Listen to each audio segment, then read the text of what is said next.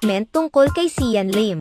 Maraming mga showbiz couples ngayon na napapabalitang naghihiwalay na dahil sa samut-saring mga kadahilanan. May mga umamin na sa kanilang paghihiwalay habang ang iba naman ay patuloy pa rin na dinidedma ang mga issue.